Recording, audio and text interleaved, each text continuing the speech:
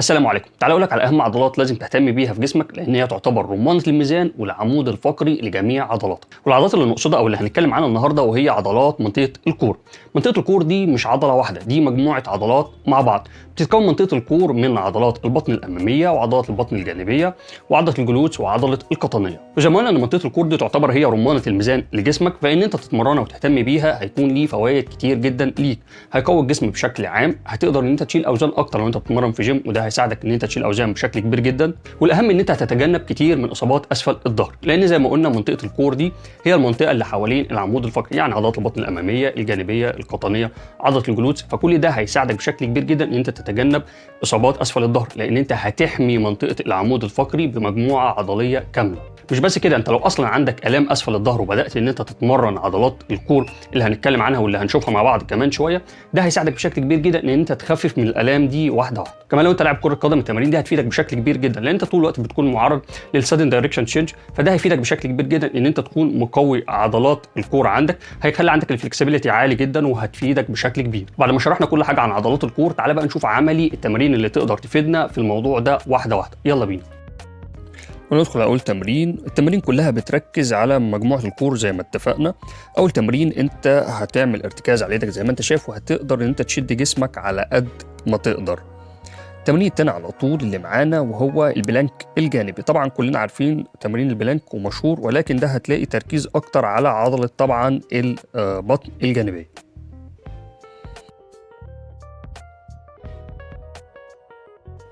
بعد كده هنتمرن تمرينة البلانك العادية اللي كلنا عارفينها. طبعا احنا عارفين فوائد البلانك تقريبا بيشغل جميع عضلات الجسم. احنا هنا نستفاد منه في عضلات البطن وعضلة الجلوتس وعضلة طبعا القطنية.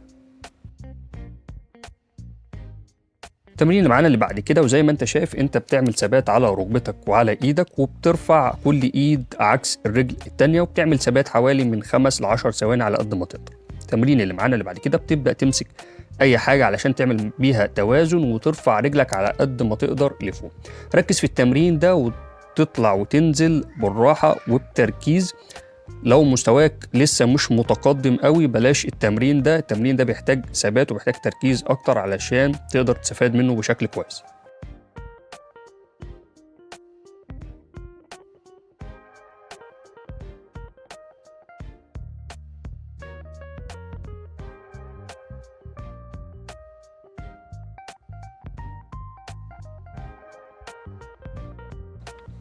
التمرين اللي معانا اللي بعد كده هتبدأ ان انت تكون نايم على بطنك بشكل كامل وترفع ايدك ورجلك مع بعض. حاول تثبت على قد ما تقدر 5 ثواني او 10 ثواني على قد ما تقدر، ما تضغطش على نفسك.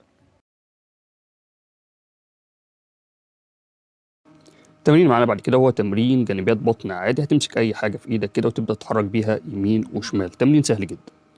زي ما شفنا مع بعض ان التمارين دي تقدر تعملها في اي مكان، سواء في الجيم او في البيت، لان انت ما بتحتاجش اي ادوات مساعده ليك. لحد كده يكون الفيديو خلص، بس هننزل مجموعه فيديوهات تانية هيكون فيها تمارين خاصه برضو بمنطقه الكور، ولكن اكثر صعوبه لما يكون مستواك بدا يتقدم واحده واحده. لو عايز بقى الفيديوهات دي اول ما تنزل تشوفها، ما تنساش تشترك في القناه وتفعل زر الجرس، ولو الفيديو عجبك اعمل لنا لايك وشير. سلام.